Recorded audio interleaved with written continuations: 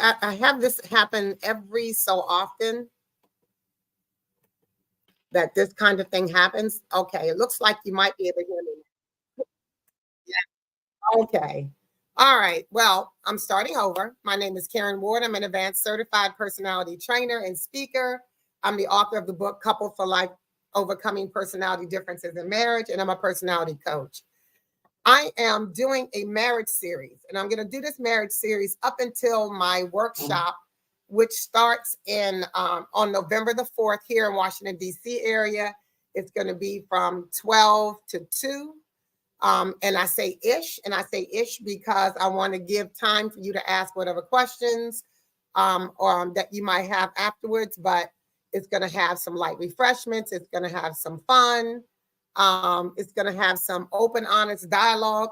So if you're a married couple struggling in your marriage, if you are a married couple who want to have a bit of a tune-up for your marriage, I say go to the marriage workshop on November the 4th. And you can find out more about that by DMing me on my Facebook platform. I mean, on my social media platforms, sorry. Facebook is Beyond 2 LLC. Instagram is the same thing, Beyond 2 LLC. You can go to my website, beyond2llc.com, and send me contact information. It will be live on my website probably by tonight, where you can actually register for the conference. But meanwhile, I wanted to talk about balanced partnerships, overcoming personality differences in relationships. I did part 1 last week. I'm doing part 2 this week. And so I'm going to answer some questions that I get a lot when I do my training classes for couples. I'm going to answer some of those. So let's get started. If you haven't already done so, please subscribe to my channel, my YouTube channel, which is Personality Speaking. Hit the notification bell so you'll get notified every time a show airs. Because we are live, we want you to interact. We want you to ask questions. We want you to comment. You can do that from all platforms. Facebook, I believe you have to do it through Facebook/StreamYard in order to comment. But the other platforms, YouTube, you can comment, and also on LinkedIn. So I'm excited that you're here. You could choose any place to go. And so for you to be here with me tonight, I don't take it for granted. All right, so let's talk about personalities and relationships, part 2. All right, so this is the quote I had last week, which is, affection is when you accept someone's strengths. Love is when you accept someone's flaws. It's not always to accept people's flaws. A lot of times we try to change people and try to make people more like how we see them, how we want them to be, instead of accepting people for who they are and allowing them to see the changes that they need to make, and that you make the changes in yourself and not look to change anyone else. I think I put on my Instagram page and maybe even my Facebook a quote that said, stop trying. The only thing you can change with your spouse is his diaper, because you can't change him or her. So, and a lot of times we try to do that. We try to change other people, and we need to quit doing that and really change yourself. So last week we talked about selfishness, and I want to make sure I have the right slides, you guys. I'm going to pull this back up again because I added a new one. But we talked about selfishness last week. We talked about conflict last week. And this week we have some other great topics that we're going to talk about that I get asked almost every single training class that I do as it relates to couples. And so I just thought you might want to get that information. So let me pull that up really quickly here. It's loading now. So we're going to talk a little bit about finances tonight. We're going to talk a little bit about infidelity tonight. So we have a couple of different topics. I think 3 questions that I'm going to kind of go into detail about tonight. As soon as it loads, I will do that.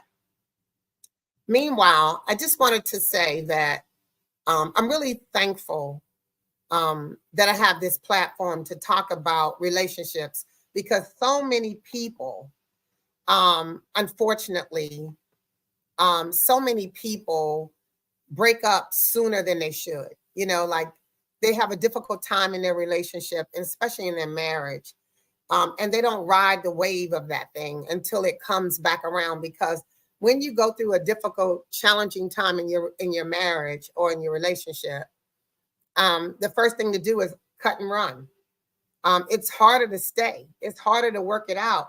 But if you hang in there long enough, things will turn itself around. But you got to have the attitude that you want it to, because nothing will happen unless you desire to change yourself and your mate desires to change themselves. All right. So we're going to talk about, this is a question that I get all the time: personality and attraction and connection, right? Number one question: are certain personality types or styles attracted to each other? Which ones are most likely attracted to each other, right? And so I did a little slide thing to kind of walk you through it. So we're going to talk about the sanguine and the melancholy. The sanguine is a very outgoing, bubbly personality. They're social, they're spontaneous. While the melancholy are very detail oriented, they're very analytical, they're organized and structured. And so there are polar opposites. But you've heard the saying, opposites attract, and they do. Opposites attract. All right, so sanguines are most often drawn to the stability and the reliability of a melancholy. You can count on a melancholy. They're stable. They normally take care of their business. They're organized. They have structure in their lives. And because we sanguines are all over the place, and we fly by the seat of our pants, and we live for today. We go with the motto YOLO, you only live once. And we're attracted to the melancholy personality that seems to have it together, that seems to have focus, that seems to be have a direction, a clear direction. So we're drawn to that. While melancholies may appreciate the energy and excitement that the sanguines bring to their lives. So that's one thing for the melancholy, because the melancholy is so low key and it's so in the background of things. They prefer not to be in the forefront. They can be, but they prefer not to be. But they like the energy. They like the excitement. They like the fun that the sanguine brings to their lives. Hey, Fat Sunny Records. Thank you. I'm a sanguine too. That's my primary. So they like that. And so that is a personality. Those are two personality styles that are drawn together. They can complement each other and balance each other with fun and responsibility. So that's why a lot of times you find melancholies and sanguines connected, because they're opposites and they're attracting. So let's talk about the next one: the choleric and the phlegmatic. The choleric and the phlegmatic also are polar opposites. The cholerics are assertive and goal-oriented and decisive. Remember, they're movers and shakers. They get more things done in the morning than most of us get done all day. So because the choleric is such a commanding force, phlegmatics are cool, calm, collected. They're chill. They're easygoing. They avoid conflict, where the choleric is like, bring it on. Cholerics may be attracted to the calming influence of a phlegmatic, because sometimes they need to be able to bring it down a notch, and they don't always get a chance to do that. So it's something about that phlegmatic that allows them to settle down a bit and not be so high strung. Now, the choleric is attracted to the phlegmatic that way. And they find comfort also in the fact that they're non-confrontational. Like, they deal with conflict and and confronting issues and things all day. So it's kind of nice to get home and not have to deal with that at your home, right? And they let, the phlegmatic lets the choleric take the helm. They're okay with that. The phlegmatic may appreciate their leadership and the fact that they don't have to take the helm, that they can relax and allow you to take control. And they like the direction that the choleric brings to the table. And they also like to create, those two like more than likely create a balanced dynamic, just like the sanguine melancholy couple. Now, what's interesting about this is that although opposites absolutely attract, and when you find the balance in those two relationships, it is a beautiful thing. It is a beautiful thing. And some couples find it early on, and some couples struggle with it. I know a choleric, phlegmatic couple, and they have a beautiful relationship. But they struggled at one time because that choleric wanted the phlegmatic to make decisions and, to be involved in in the planning of their lives. And the phlegmatic was like, you got this, go ahead and take it. And then there's times when the phlegmatic is like, I don't want to do that. And stop trying to make me do that. I don't want to do that. And they'll dig their heels in. So there can be strife in opposites, but there can also be a beautiful balance between the two. And you have to learn to strike that balance in your relationship. All right, let's talk about the sanguine choleric. That's when you both have extroverted personality styles, right? And that's my husband and I. I'm a sanguine and he's a choleric.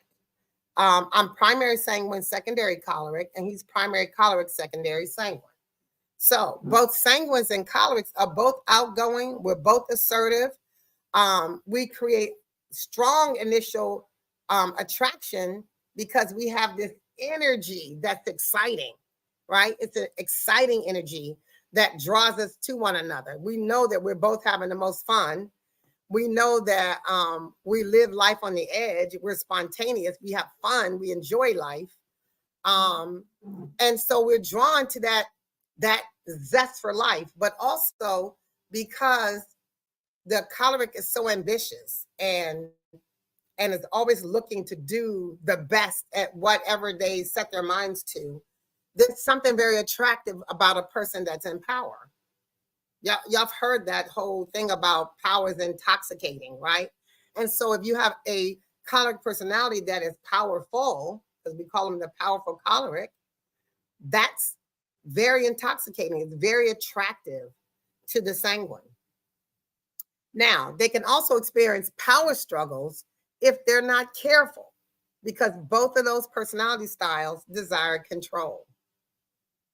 Yeah. And that's what I always say. It's like when my husband and I are we're both sanguines, we're having the most fun. We're enjoying life. We're laughing all the time. We go places, we have fun, we enjoy things. But when we're both cholerics, we both know everything. We're both right about everything. It's my way or the highway. It could be like two bulls in a china cabinet. So even when you have two extroverted personalities that's together, you also have to find balance. It's important to find balance. All right. Let's talk about if you have both of the introverted personality styles in a relationship.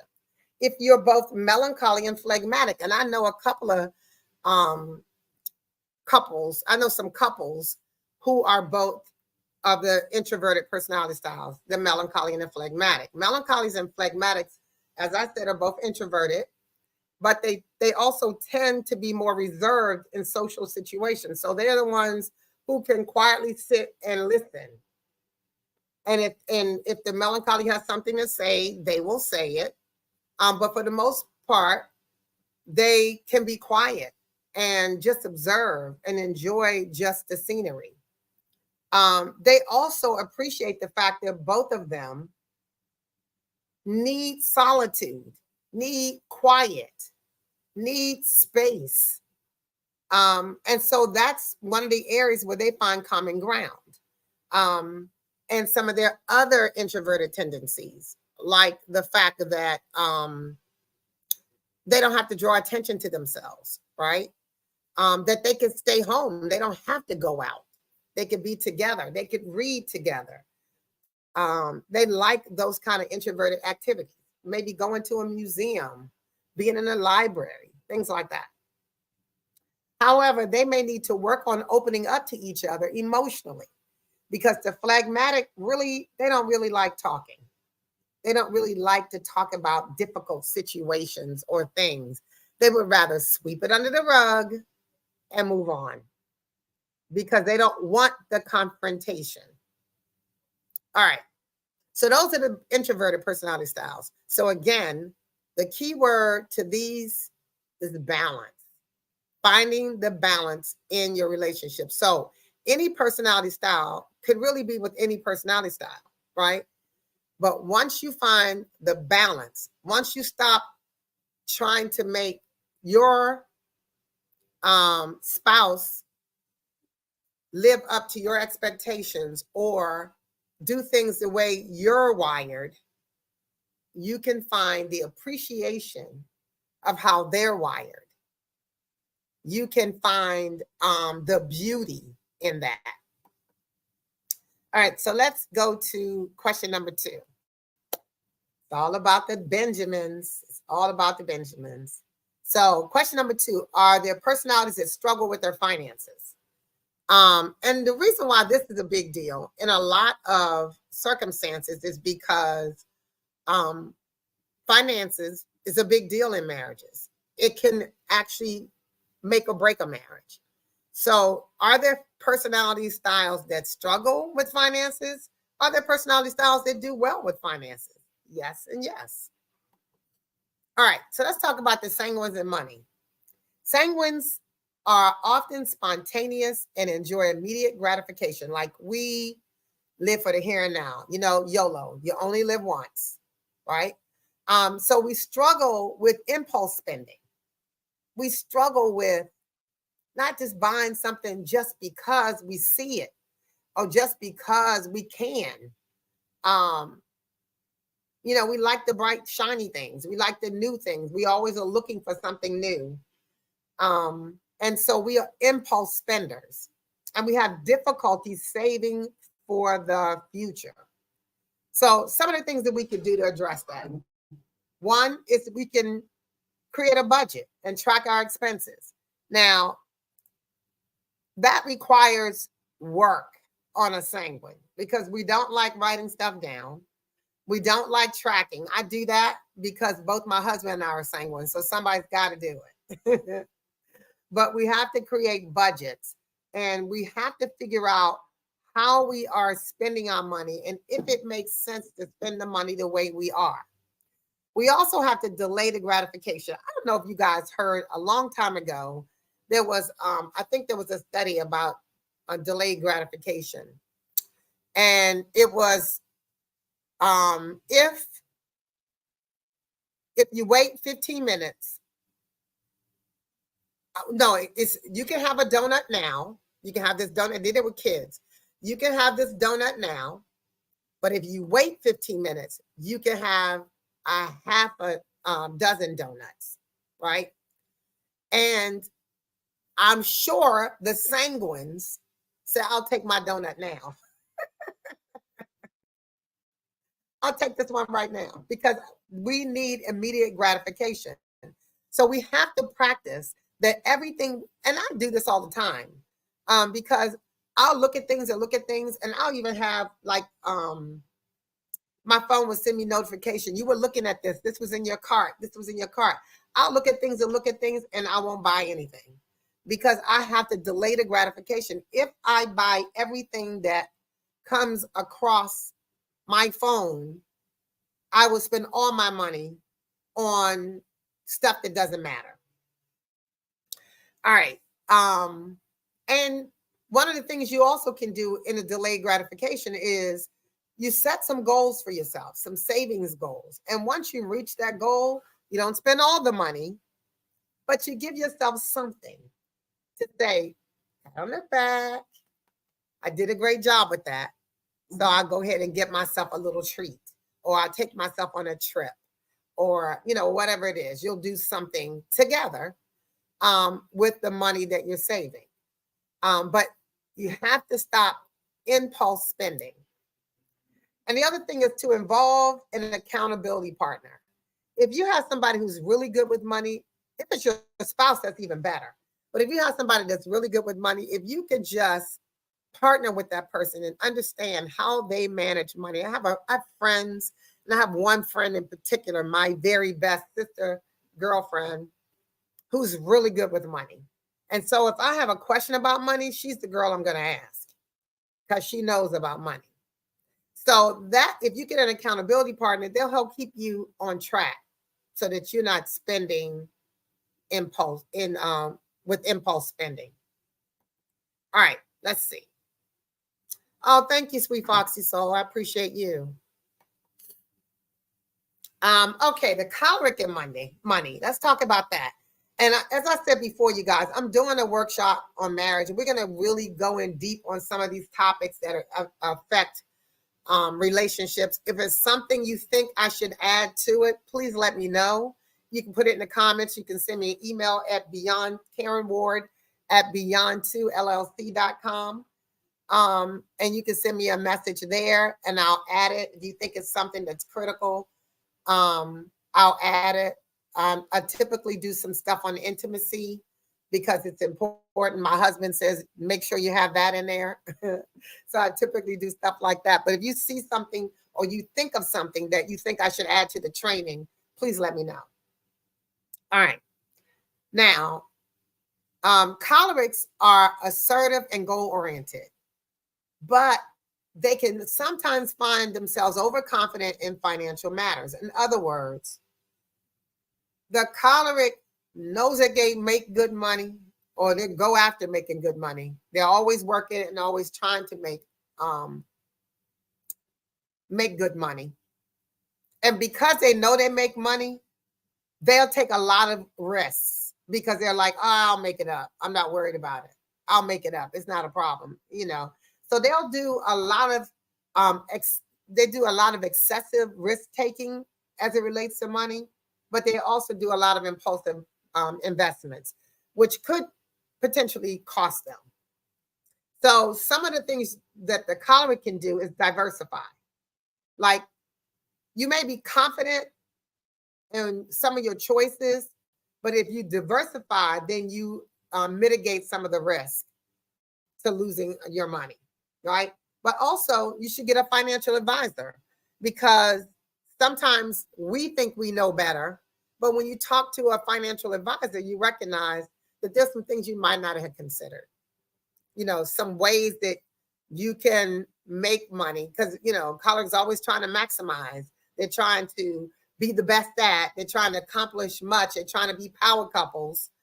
And so a lot of times they take the risk because they think great risk is great reward. And sometimes it is, and sometimes it isn't.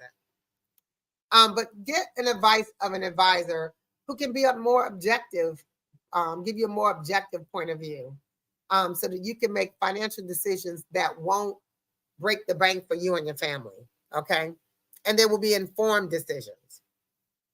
Also, set realistic goals. Avoid overestimating potential returns on investment and set goals that make sense, that's realistic for you and your financial goals for the future.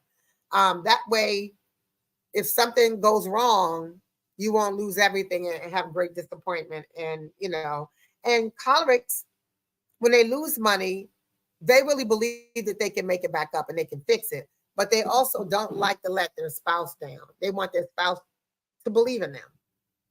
So set realistic goals. Excuse me. All right, melancholy and their money. Now, melancholies are close to their money. Melancholies are detail-oriented and cautious, close to them dollars, which can be advantageous, right? Especially while you're financially planning, because they can see the short-term goals and the long-term goals, and they plan for the future. However, some of their perfectionism could also lead to them being really worried about their finances and reluctant to spend even when it's necessary. Like they will argue you down about what's necessary, what's not, and try to nickel and dime you as much as possible because they're really close to their money. They know their money down to the penny. Like it's funny because I was listening to a financial person and the guy was saying that every cent should have an assignment. Like your budget should say every cent should have an assignment. So no, when your money comes in, and let's say it's $1, every 100 pennies ought to have an assignment. This is going towards rent. This is going towards food. This is going towards gas, repairs. It's going towards savings, but every cent needs to have an assignment. And with the melancholy, because of the way they are, they know how to make all of their cents have an assignment. They really do. They're really good at it.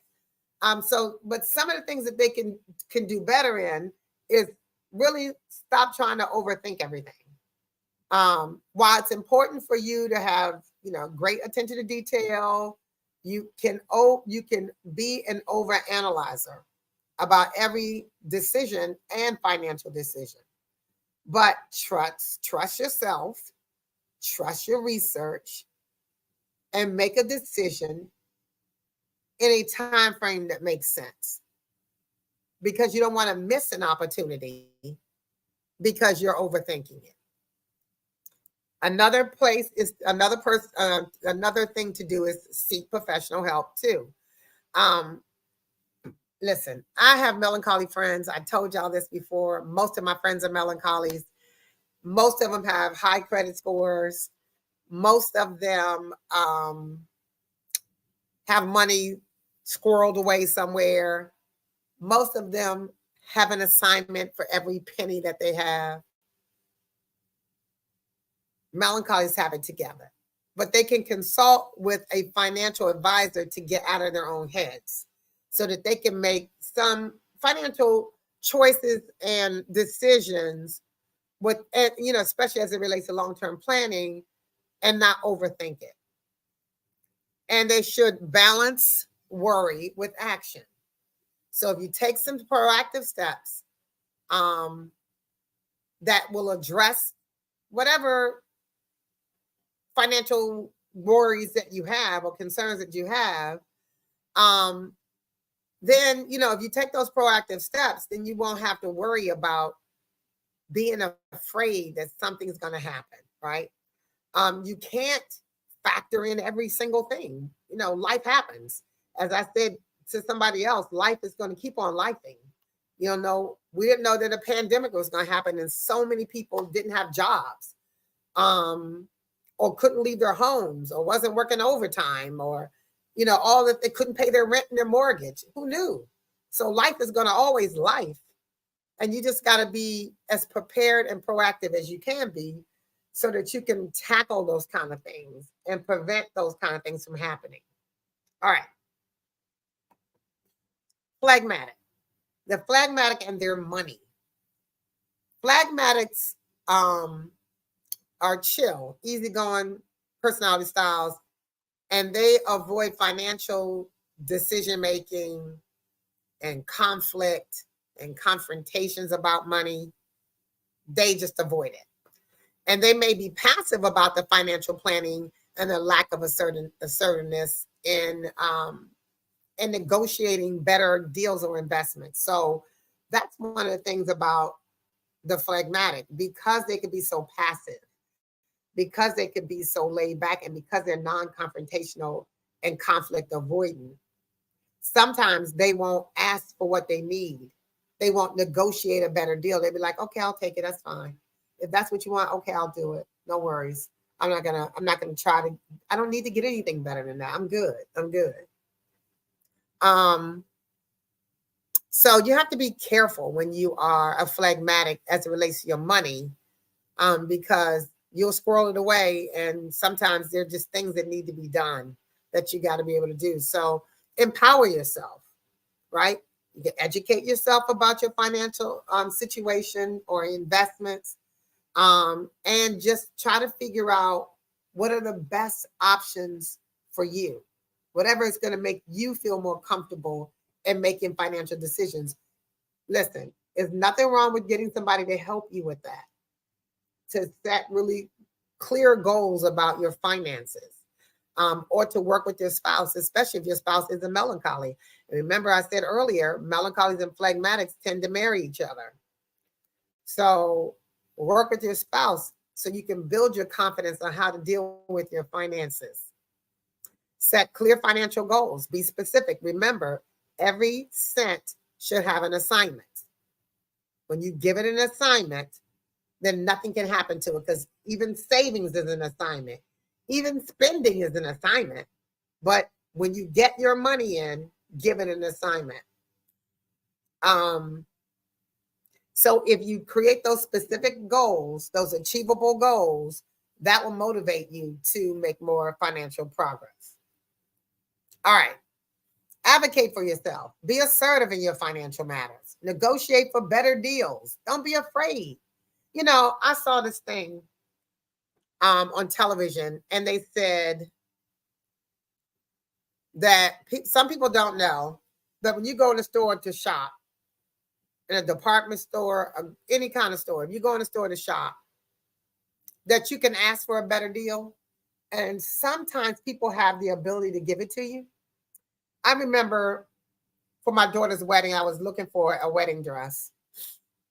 I'm sorry, a dress to wear to the wedding, mother of the bride dress. And my husband and I were shopping together because he likes to shop. And we were shopping together, and he actually picked out the dress I wore. And so anyway, we get to the register, and he said to the lady, well, do we get a discount because our daughter is getting married? This is our baby girl. She's getting married. Do we get a discount? And she said, well, let's see. And so she went on, and he started playing around. He said, yeah, because she's the mother of the bride. I'm the dad of the, we should get some kind of discount. And the lady gave us $50 off the dress. And I looked at him and I said, you go, boy. Because the Bible says you have not because you ask not. And he asked and he got. So I just think it's important for you to be able to ask for what it is you want. And that's one of the times that that's happened. There's been other times when he's asked for something, and it was given to us. So don't be afraid to advocate for yourself, phlegmatics. All right. Let's talk about infidelity. Okay. So number 3, are there specific personality traits or styles that are associated with a higher likelihood of infidelity in relationships? If so, how can these individual traits prevent the behavior, or what traits can prevent the behavior?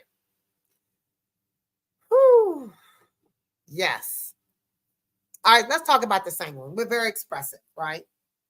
We have the tendency to be outgoing and social, and often seek excitement and novelty.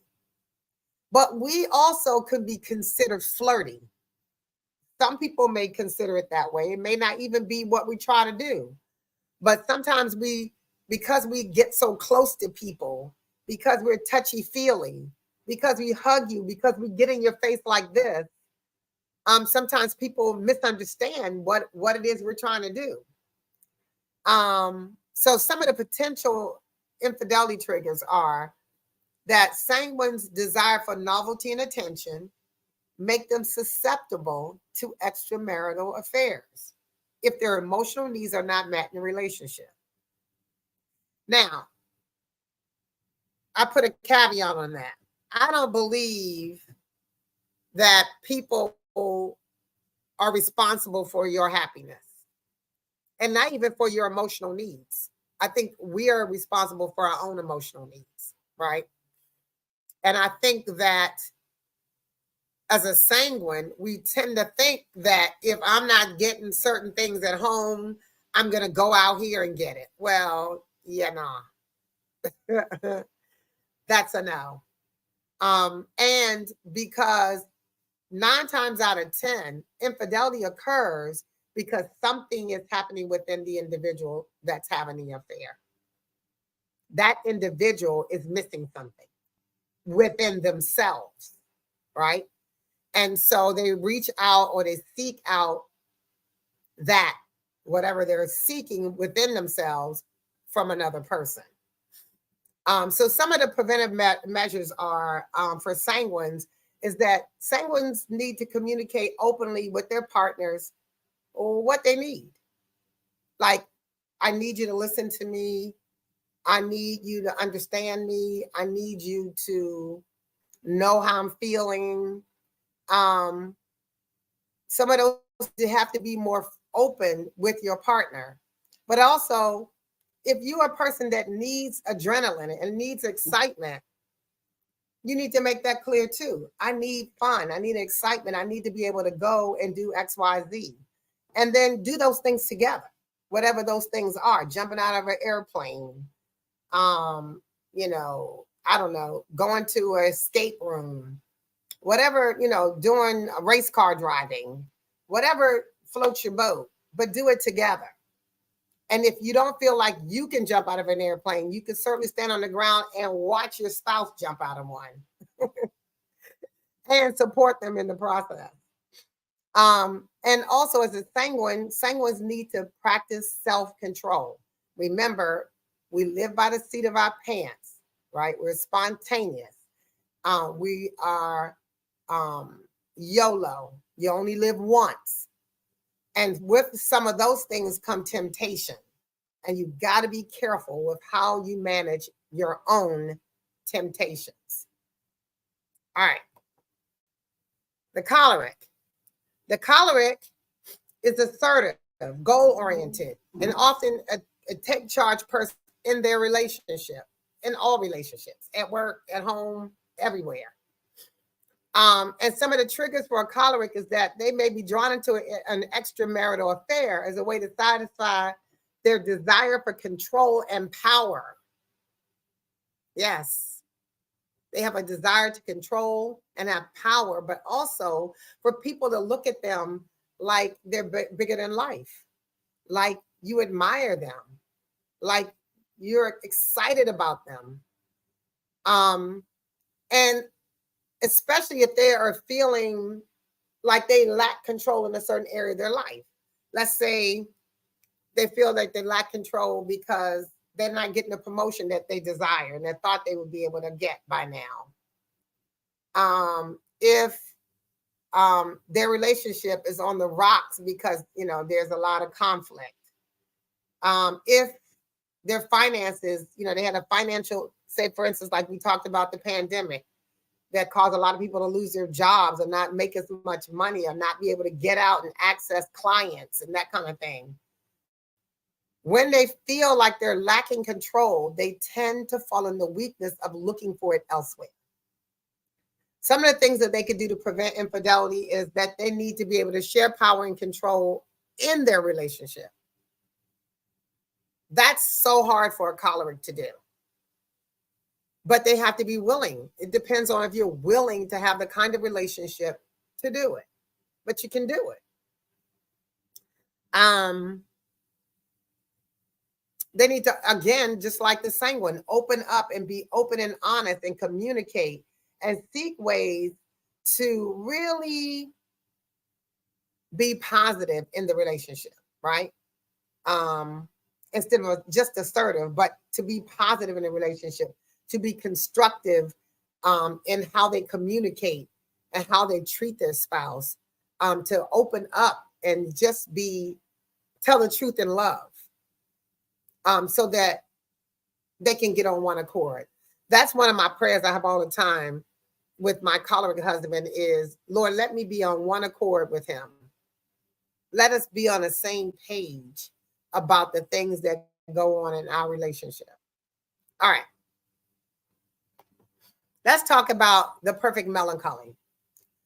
The perfect melancholy personality, remember, they're a deep thinker, they're highly intelligent, they're analytical. But some of the reasons how they fall into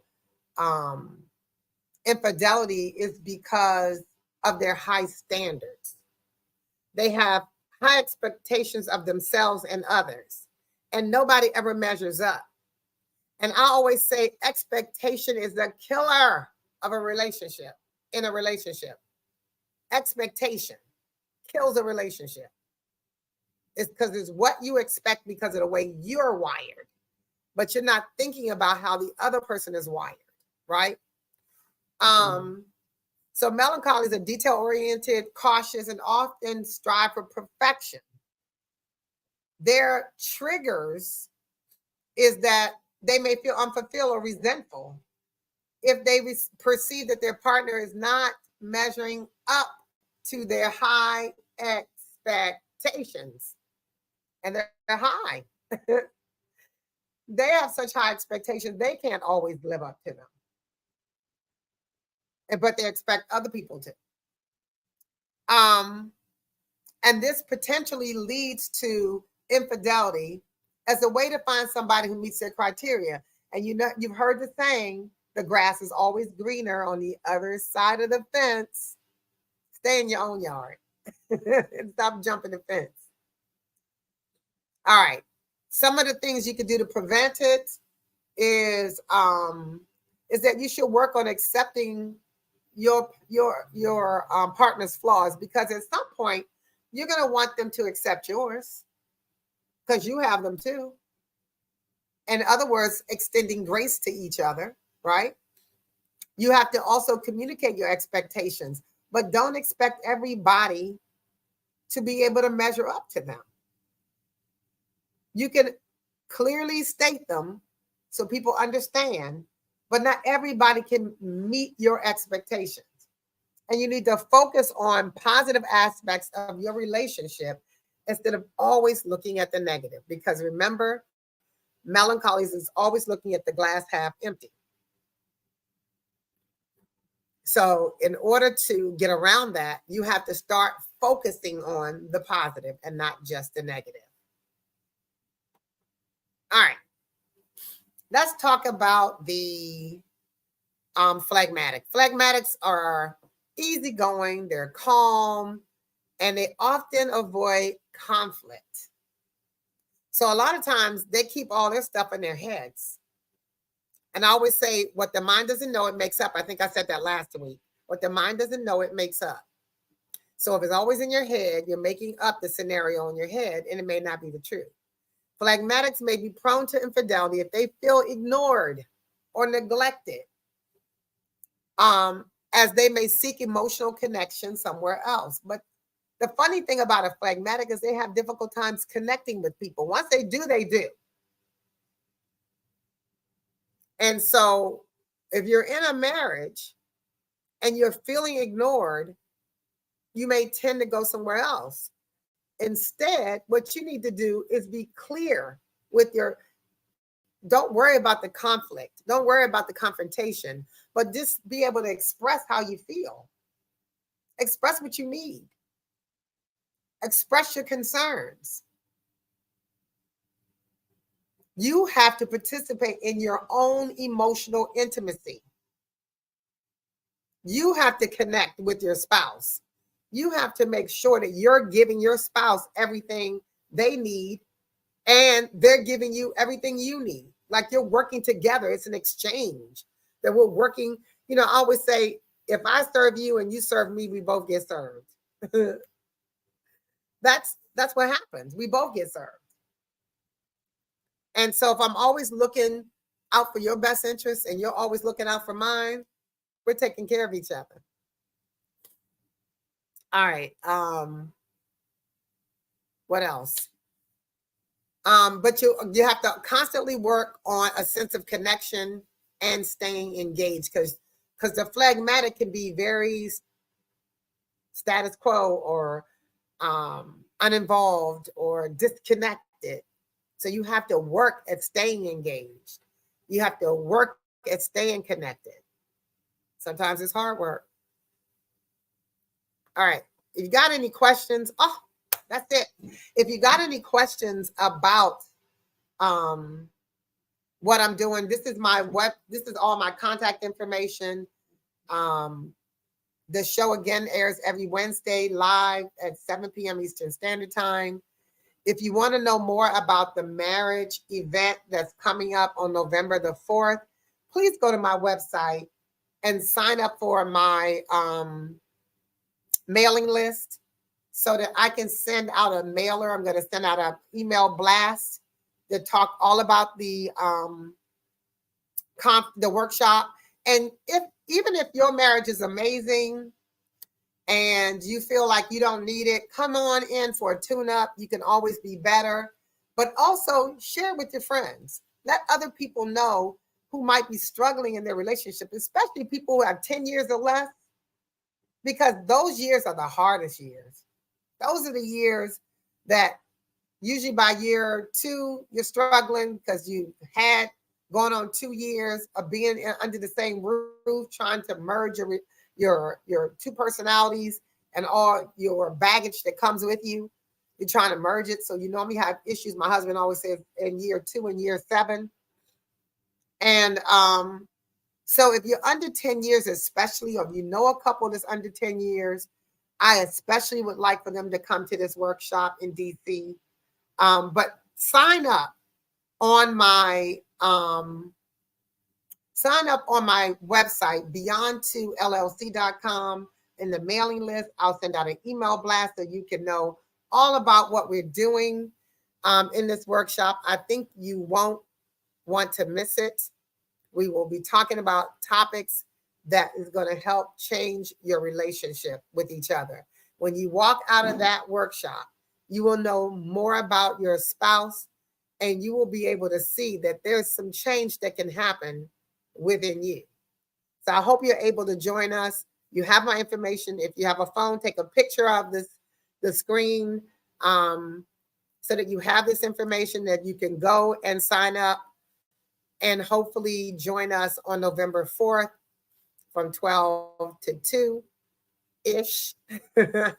There'll be some surprises, some giveaways, some light refreshments, but there'll be some information that will help shape your relationship and help you stay coupled for life.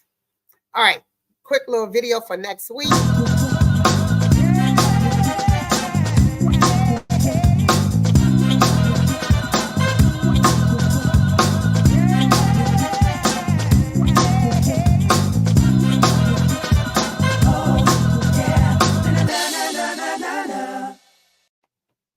So we're going to talk to some gentlemen next week. We're going to talk to them about relationships. Because I want this to go, because I want people to, especially if you are, like I said, a newly married couple, but if you're thinking about getting married, like, get some of these nuggets that these folks are going to be dropping, because I'm going to have somebody on this show next week is going to be single, and then I'm going to have some people on there that's married. But we're going to talk about relationships next week. We're going to talk about it from a male perspective. We did this before with some other gentlemen, and next week we're going to talk more in depth about relationships and how these men are navigating their relationships. So I'm excited about that next week. I hope that you can join me at 7 p.m. Eastern Standard Time. We are live. If you haven't already subscribed, if you like the content, please subscribe, comment, share, and hit the notification bell so that you can get notified for each Wednesday night at 7 p.m. to join us. Thank you. I appreciate you joining me tonight. I know you could do something else with your time, so I don't take it for granted that you have joined me here on Personality Speaking, where the tea is always hot and where we're helping you to build healthier, stronger relationships. I thank you for joining me tonight, and I'll see you next week. Take care, you guys.